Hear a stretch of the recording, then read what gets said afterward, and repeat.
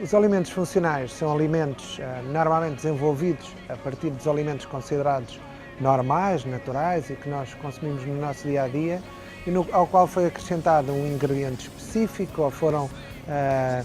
sublinhadas algumas das suas características em termos nutricionais que o tornam especial para determinadas funções. Portanto, o alimento funcional é utilizado normalmente para fins específicos, quase sempre ligado à prevenção de algumas doenças, em particular doenças crónicas.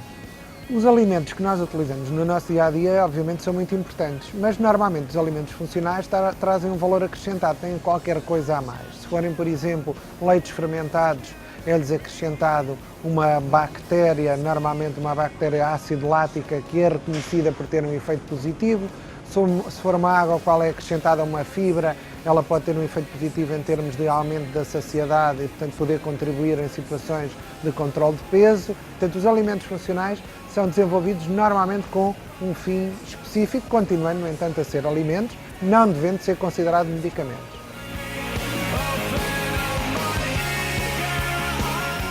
Os dois grandes segmentos de alimentos funcionais quase que podemos dizer que são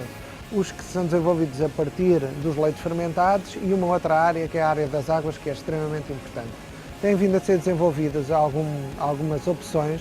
uma delas mais direcionada para o aumento da saciedade e o controle do peso, que se caracteriza pela introdução de fibras, que são fibras com efeitos positivos para a saúde e que, por darem mais saciedade, consumidas em determinada quantidade, podem claramente integrar um plano alimentar visando perder peso. Por outro lado, existe uma opção que tem mais a ver com a regularidade e a regulação do trânsito intestinal e que, pelo mesmo efeito, um tipo de fibras relativamente diferente, mas também com uma boa base e sólida base científica por trás, podem também aumentar ou melhorar o trânsito intestinal, desde consumidas no contexto de uma alimentação saudável, e isto é muito importante, o contexto da alimentação saudável é central, e estes alimentos funcionais,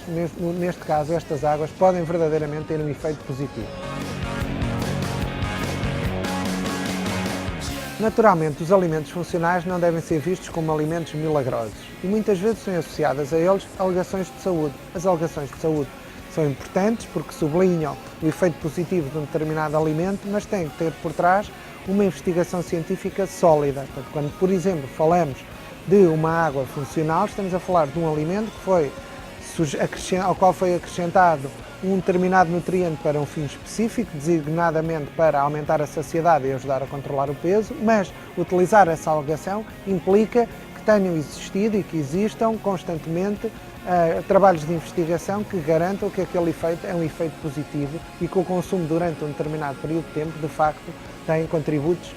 interessantes do ponto de vista do controle da saciedade.